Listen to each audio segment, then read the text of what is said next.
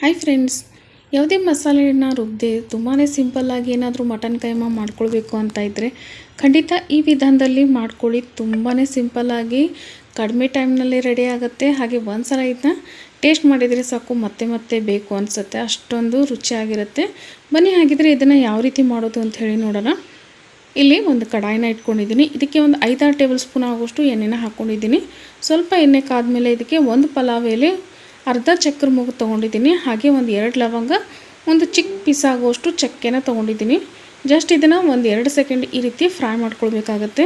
ನೋಡಿ, ಇವಾಗ ಇದಕ್ಕೆ ಒಂದು ದೊಡ್ಡ ಸೈಜ್ ಈರುಳ್ಳಿನ ಹಾಕ್ಕೊಳ್ತಾ ಇದ್ದೀನಿ, ಸಣ್ಣದಾಗಿ ಕಟ್ ಮಾಡಿಬಿಟ್ಟು.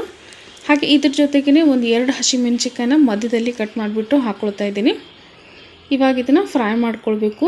ಈರುಳ್ಳಿ ಏನು ಜಾಸ್ತಿ ಬ್ರೌನ್ ಕಲರ್ ಆಗಬೇಕಂತೇನಿಲ್ಲ, ಸ್ವಲ್ಪ ಕಲರ್ ಚೇಂಜ್ ಆಗಬೇಕು ಅಷ್ಟೇ. ಇವಾಗ ನೋಡಿ, ಈರುಳ್ಳಿನ ಗ್ಯಾಸ್ನ ಲೋ ಫ್ಲೇಮ್ನಲ್ಲಿ ಇಟ್ಕೊಂಡು ಈರುಳ್ಳಿನ ಫ್ರೈ ಮಾಡ್ಕೊಳ್ಬೇಕಾಗತ್ತೆ. ಇವಾಗ ನೋಡಿ, ಈ ರೀತಿಯಾಗಿ ಈರುಳ್ಳಿ ಫ್ರೈ ಆಗಿದೆ. ಇದಕ್ಕೆ ಇವಾಗ 1 ಟೀ ಸ್ಪೂನ್ ಆಗುವಷ್ಟು ಕಸ್ತೂರಿ ಮೆಥಿನ ಸೇರಿಸ್ಕೊಂಡಿದ್ದೀನಿ. ಹಾಗೆ ಅರ್ಧ ಟೀ ಸ್ಪೂನ್ ಆಗುವಷ್ಟು ಶುಂಠಿ ಬೆಳ್ಳುಳ್ಳಿ ಪೇಸ್ಟ್ನ ಹಾಕ್ಕೊಂಡಿದ್ದೀನಿ. ಇವಾಗ ಶುಂಠಿ ಬೆಳ್ಳುಳ್ಳಿ ಪೇಸ್ಟ್ದು ಹಸಿ ವಾಸನೆ ಹೋಗಬೇಕು, ಅಲ್ಲಿವರೆಗೂ ಇದನ್ನು ಫ್ರೈ ಮಾಡ್ಕೊಳ್ಬೇಕಾಗತ್ತೆ. ಇವಾಗ ನೋಡಿ, ಪೂರ್ತಿಯಾಗಿ ಶುಂಠಿ ಬೆಳ್ಳುಳ್ಳಿ ಚೆನ್ನಾಗಿ ಫ್ರೈ ಆಗಿದೆ. ಇವಾಗ ಇದಕ್ಕೆ ಒಂದು ಟೊಮ್ಯಾಟೋನ ಸೇರಿಸ್ಕೊಳ್ತಾ ಇದ್ದೀನಿ. ಚಿಕ್ಕದೊಂದು ಟೊಮ್ಯಾಟೊ ತೊಗೊಂಡಿದ್ದೀನಿ. ಟೊಮ್ಯಾಟೊ ಎಲ್ಲ ಸಾಫ್ಟ್ ಆಗಬೇಕು, ಅಲ್ಲಿವರೆಗೂ ಇದನ್ನು ಫ್ರೈ ಮಾಡ್ಕೊಳ್ಳಿ ಚೆನ್ನಾಗಿ. ಇವಾಗ ಪೂರ್ತಿಯಾಗಿ ಟೊಮ್ಯಾಟೊ ನೋಡ್ತಾ ಇರ್ಬೋದು, ಸಾಫ್ಟ್ ಆಗಿದೆ. ಇವಾಗ ಇದಕ್ಕೆ ಮಸಾಲೆಗಳನ್ನ ಸೇರಿಸ್ಕೊಳ್ಬೇಕು. ಒಂದು 1/4 ಟೀ ಸ್ಪೂನ್ ಆಗೋಷ್ಟು ಅರಿಶಿನ ಪುಡಿ, ಹಾಗೆ 1 ಟೀ ಸ್ಪೂನ್ ಆಗೋಷ್ಟು ಧನಿಯಾ ಪುಡಿ, ಅರ್ಧ ಟೀ ಸ್ಪೂನ್ ಆಗೋಷ್ಟು ಜೀರಿಗೆ ಪುಡಿನ ಹಾಕ್ಕೊಂಡಿದ್ದೀನಿ. 1/4 ಟೀ ಸ್ಪೂನ್ ಆಗೋಷ್ಟು ಗರಂ ಮಸಾಲ ಹಾಕ್ಕೊಂಡಿದ್ದೀನಿ. 2 ಟೀ ಸ್ಪೂನ್ ಆಗೋಷ್ಟು ಅಚ್ಚ ಖಾರದ ಪುಡಿ ಹಾಕ್ಕೊಂಡಿದ್ದೀನಿ. ಈ ಮಸಾಲೆಗಳನ್ನೆಲ್ಲನೂ ಚೆನ್ನಾಗಿ ಮಿಕ್ಸ್ ಮಾಡ್ಕೊಳ್ಬೇಕು. ಇವಾಗ ನೋಡಿ, ಇದೆಲ್ಲನೂ ಮಸಾಲೆ ಮಿಕ್ಸ್ ಆಗಿದೆ. ಇದಕ್ಕೆ ನಾನು ಇವಾಗ ಮಟನ್ ಕೈಮಾನ ಸೇರಿಸ್ಕೊಳ್ತಾ ಇದ್ದೀನಿ. ಇಲ್ಲಿ ಒಂದು 200 ಗ್ರಾಮ್ ಆಗುವಷ್ಟು ನಾನು ಮಟನ್ ಕೈಮಾನ ತೊಗೊಂಡಿದ್ದೀನಿ.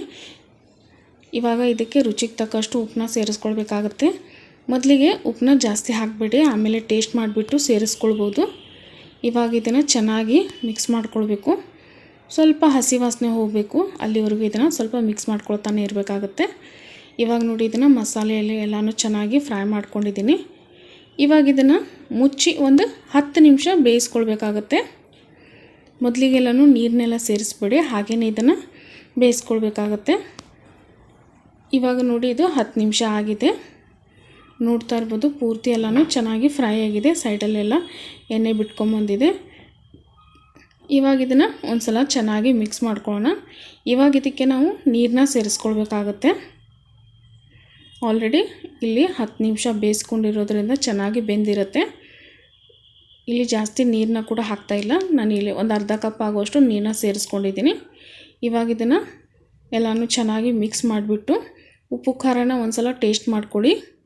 ಇವಾಗ ಇದು ಪೂರ್ತಿಯಾಗಿ ಕುದಿ ಬಂದಿದೆ. ಗ್ಯಾಸ್ನ ಲೋ ಫ್ಲೇಮ್ನಲ್ಲಿ ಇಟ್ಬಿಟ್ಟು ಒಂದು 10 ನಿಮಿಷ ಲಾಸ್ಟಲ್ಲಿ ಇದನ್ನ ಮುಚ್ಚಿ ಇಡಬೇಕಾಗತ್ತೆ. ಇವಾಗ ನೋಡಿ, ಮುಚ್ಚಿ ಇಡ್ತಾ ಇದ್ದೀನಿ. ಇವಾಗ ಇದು 10 ನಿಮಿಷ ಆಗಿದೆ. ಗ್ಯಾಸ್ ಫ್ಲೇಮ್ನ ಆಫ್ ಮಾಡಿಬಿಟ್ಟು ಕೊತ್ತಂಬರಿ ಸೊಪ್ಪನ್ನ ಸೇರಿಸಿದರೆ ಸಿಂಪಲ್ಲಾಗಿ ಟೇಸ್ಟಿಯಾಗಿ ಮಾಡೋವಂಥ ಮಟನ್ ಕೈಮಾ ರೆಡಿ ಆಗುತ್ತೆ. ಖಂಡಿತ ಒಂದು ಸಲ ಈ ವಿಡಿಯೋನ ನೋಡಿಬಿಟ್ಟು ನೀವು ಕೂಡ ಟ್ರೈ ಮಾಡಿ ಅಂತ ಹೇಳ್ತೀನಿ. ಹಾಗೆ ಯಾರೆಲ್ಲ ಚಾನಲ್ನ ಹೊಸದಾಗಿ ನೋಡ್ತಾ ಇದ್ದೀರಾ, ದಯವಿಟ್ಟು ಚಾನಲ್ನ ಸಬ್ಸ್ಕ್ರೈಬ್ ಮಾಡ್ಕೊಂಡು ನೋಡಿ.